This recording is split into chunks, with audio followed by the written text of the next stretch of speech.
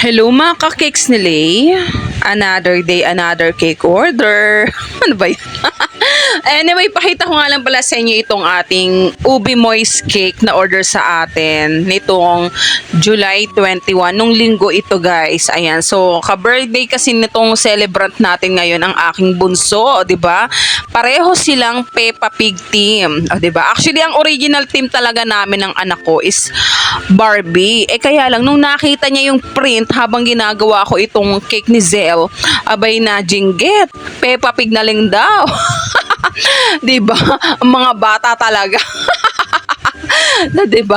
Adi sundin natin. Total siya naman na magbe-birthday. Edi gawin na natin. Ayun nga kung nakikita nyo dun sa may bandang yun. Yun yung cake ng aking anak na si Athena.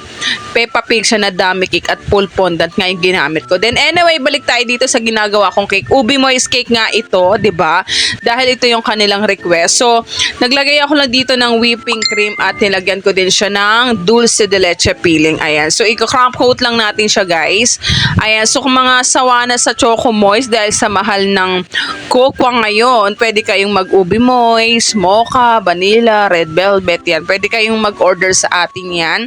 Ayan, so may mga ongoing packages pa rin ako na hanggang August na yun pa rin yung pricing natin dahil talagang umaaray na talaga ang mga bakers sa mahal na mga bilihin ng ingredients. So, ayan nga, sana ay sa mga nakakaintindi naming buyer pagdating sa presyuhan, maraming salamat. Ayan, so wait lang, parang ang tagal nitong ano na to, part na to, i-edit ko lang.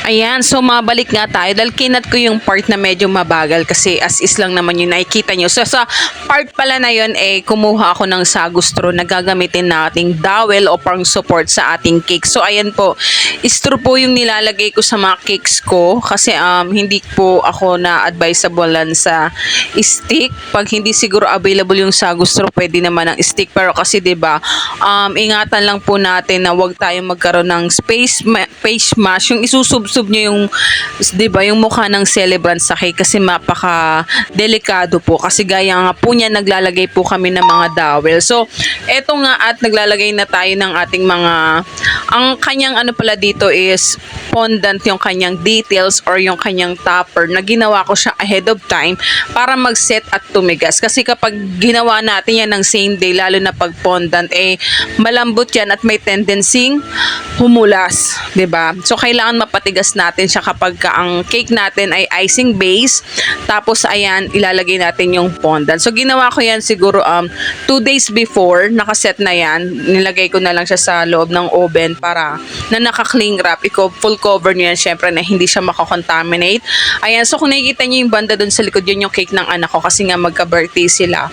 Then ito na yung mga details ng cake ni Zell. So Peppa Pig din. Ayan, so yung likod niyan, kaya yan tumayo ay ginamitan natin siya ng chocolate. Ayan, para tumigas siya. Pure chocolate yun. Then nilagay ko siya sa freezer.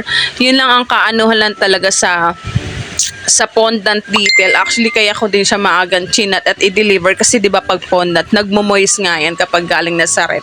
Kaya i-chinat at maaga ko na rin siyang dinala kala Sisi. Total kapitbahay ko lang naman siya.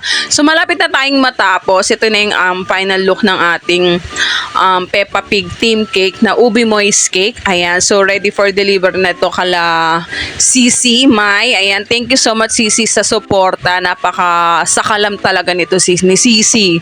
Grabe talaga to, lahat ng tinitnin ako talagang supporter ko to sa lahat. Binibili. Ayan, napaka-thank you ko talaga sa mga kapitbahay ko dito sa Deccan na nakasuporta sa anumang pinupost at tinitinda ko. Maraming salamat po sa inyo.